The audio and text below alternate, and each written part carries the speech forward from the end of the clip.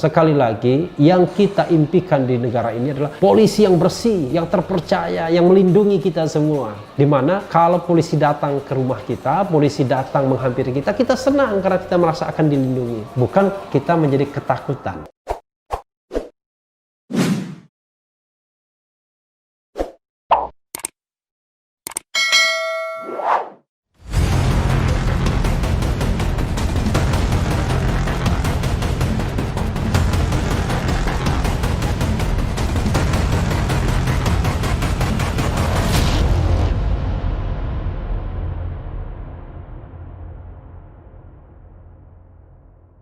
Assalamualaikum warahmatullahi wabarakatuh, Sobat RH sekalian. Jumpa lagi kita di channel yang keren ini. Keren cadas. Kali ini saya mau menguber soal pra-peradilan Habib Rizik yang ditolak. Rasanya sudah bisa ditebak. Kira-kira begitu ya. Banyak soal dalam penersangkaan Habib Rizik ini ya. Baik itu di Petamburan, di Megamendung maupun Rumah Sakit Umi Bogor. Karena seolah-olah dia itu katakanlah penjahat kelas kakap yang tidak boleh dilepaskan ya. Bayangkan jauh benar ya perlakuannya dengan para koruptor ya. Terakhir Jaksa Pinangki hanya dituntut hukuman 4 tahun penjara, coba bayangkan. Untuk kasus suap puluhan miliar dan juga tentu saja karena dia aparat negara. Karena theoretically kalau aparat negara melakukan pelanggaran hukum harusnya dia dihukum jauh lebih berat. Karena dia adalah aparat negara. Negara sudah membayar kepada dia dan kemudian dia menyalahgunakan kewenangannya. Ya. Jadi orang yang punya kewenangan dengan orang yang tidak punya kewenangan itu harusnya beda perlakuannya. Ya. Kalau orang punya kewenangan melakukan kesalahan maka hukumannya harus jauh lebih berat. Nah kita bacakan ini soal P3. Titik 2, Kapolri baru jangan bikin kesan tebang pilih ke kelompok tertentu. Nah, ini menarik ya. Coba kita bacakan. Sebagaimana dilansir oleh Kumparan ya.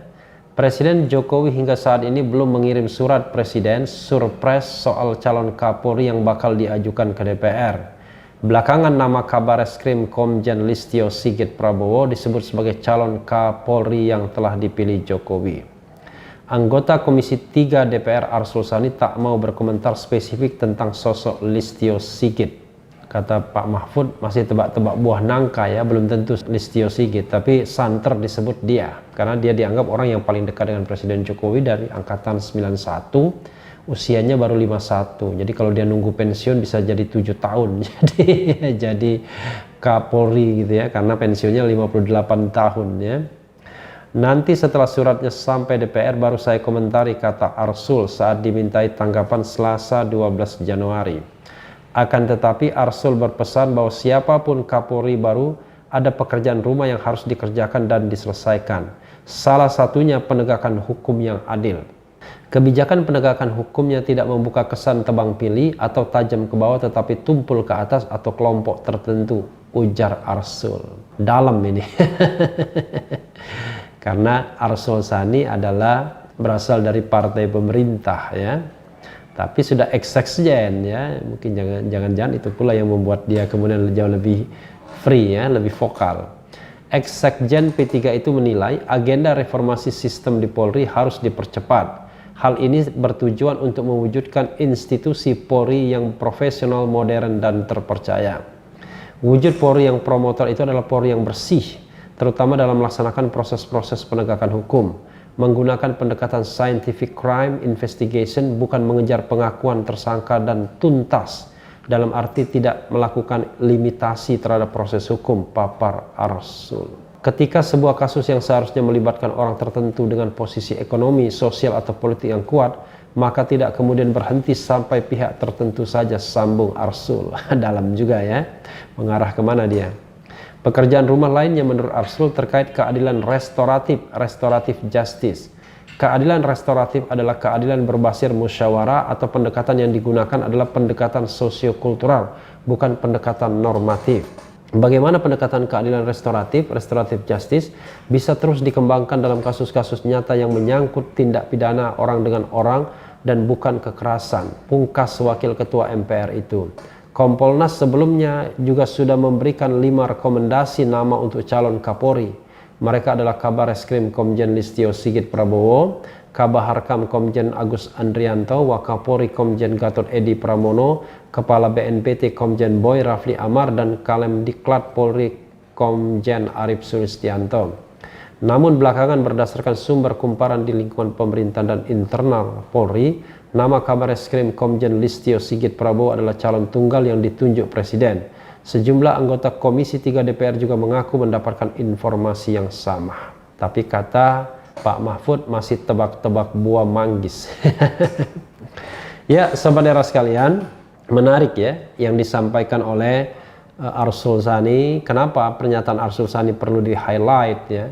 Kalau yang menyampaikan dari fraksi PKS, orang akan mengatakan ya karena oposisi, karena dianggap sentimen dengan pemerintahan Jokowi ya. Susahnya kita kadang-kadang tidak bisa membedakan ya antara Presiden Jokowi dan antara mengkritik Polri ya.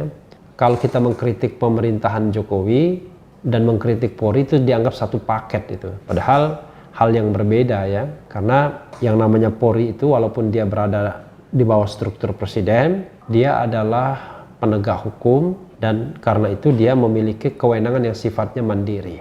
Ini yang membedakan dengan TNI, sobat era sekalian. Kalau TNI dia tidak bisa bertindak mandiri. TNI itu bertindak atas perintah secara struktural. Tapi polisi bisa bertindak mandiri. Jadi kalaupun misalnya Kapolri itu tidak memerintahkan apa-apa, tapi polisi sebagai penyidik ya bisa membuat orang menjadi tersangka dan lain sebagainya. Karena penyidik yang menentukan seseorang apakah bisa jadi tersangka atau tidak. Karena itulah diperlukan seorang polisi yang promoter, profesional, ya, modern dan terpercaya. Jadi trusted, juga profesional, ya, modern juga. Nah, ini kata-kata misalnya hukum itu tajam ke bawah, tapi tumpul ke atas atau pada kelompok tertentu. Ini kan sebenarnya hal yang sudah sering dikeluhkan banyak orang. Ya, seperti dalam kasus adu mengadu. Kalau yang diadukan itu kelompok yang kebetulan pro dengan pemerintahan, cepat-cepat ditolak. Tapi kalau yang diadukan kelompok yang dianggap pengkritik pemerintahan, cepat-cepat diproses. Termasuk misalnya pengaduan terhadap Babe Haikal, Mimpi, langsung diproses. Ya. Tapi pengaduan terhadap Risma misalnya langsung ditolak. Ya tentu kalau saya harusnya dua-duanya ditolak semua. Kenapa? Ya karena saya termasuk orang yang mengatakan untuk menjaga demokrasi itu tidak boleh menjadikan negara ini menjadi negara lapor-melapor. Kita harus membiasakan diri pada sebuah spektrum yang jauh lebih luas dan fleksibel dalam memandang kebebasan. Kalau cuma sekedar dihina, ya itulah konsekuensi menjadi public person atau person in public. Jadi kalau kita tidak mau dihina, ya jangan jadi person in public. Tapi jangan juga menggunakan kekuatan negara untuk membungkam orang. Itu yang juga tidak boleh.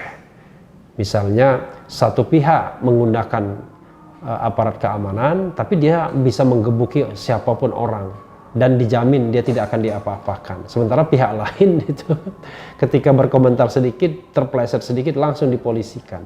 Nah ini yang tidak boleh ya. Jadi kita harus memiliki lapangan permainan yang sama dan tergantung keikhlasan kita untuk bagaimana nantinya berpikir dan berkomentar secara sehat. Ya semacam misalnya saya dikritik jadi juru bicara FPI katanya, padahal nothing to do with that ya. Saya tidak keberatan, dalam pengertian tidak keberatan itu adalah tidak berkeberatan dikritik sepanjang itu hanya sekedar kritik saja. Tapi kalau itu misalnya upaya untuk mengkriminalkan, nah itu luar biasa namanya.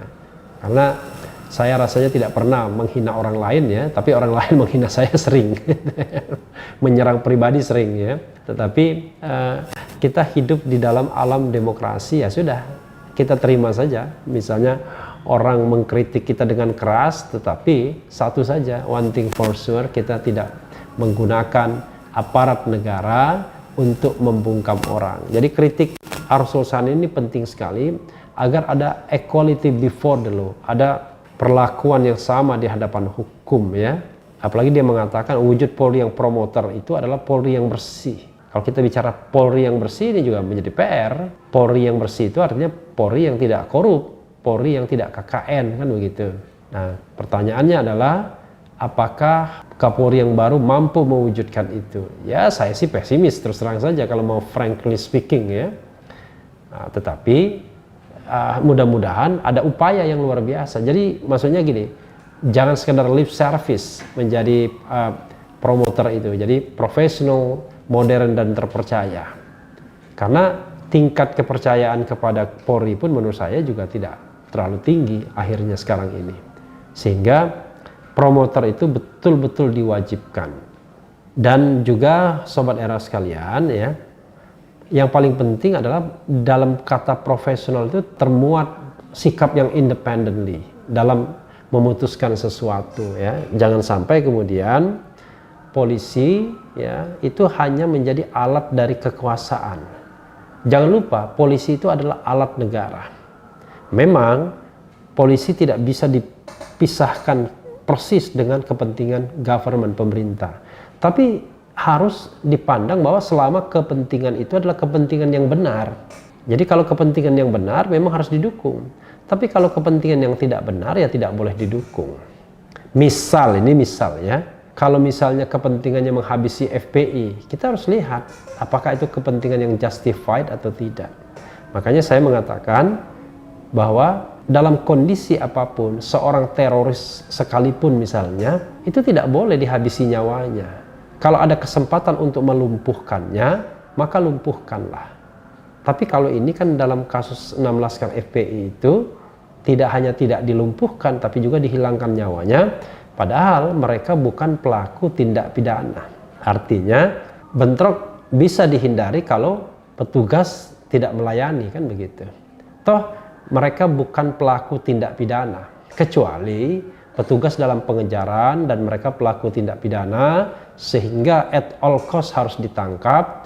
Dan karena dalam proses penangkapan itu ada kontak senjata, ada perkelahian, ada kontak fisik, maka jatuh korban. Nah, itu justified. Tapi ketika tidak ada tindak pidana apapun yang dilakukan dan kemudian jatuh korban, lalu dianggap hal ini biasa-biasa saja dalam rangka pembelaan diri, justru disitulah nurani banyak orang kemudian terusik. Apakah benar aparat keamanan melakukan langkah-langkah yang profesional dan terpercaya dalam konteks misalnya penembakan 6 laskar FPI? Apakah benar katakanlah ketika menersangkakan Habib Rizik juga melakukannya secara profesional dan trusted, terpercaya? Soal-soal seperti ini akan dihadapi oleh Kapolri yang baru. Sekali lagi, yang kita impikan di negara ini adalah polisi yang bersih, yang terpercaya, yang melindungi kita semua. Dimana kalau polisi datang ke rumah kita, polisi datang menghampiri kita, kita senang karena kita merasa akan dilindungi. Bukan kita menjadi ketakutan. Nah, saya kira ini suara banyak orang. Hanya saja ada yang mau menyampaikannya, ada yang tidak. Mudah-mudahan Presiden Jokowi nanti ketika memilih satu nama, titip, tolong Anda menjadi pelindung dan pengayom masyarakat, menjadi penegak hukum yang adil, dan menjadi penjaga keamanan dan ketertiban yang baik, benar.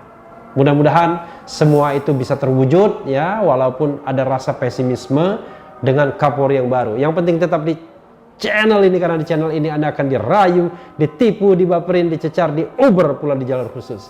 Karena channel ini adalah channel yang mengancam, memeras, dan membenci. Jangan lupa subscribe, like, comment, and share. Cheers!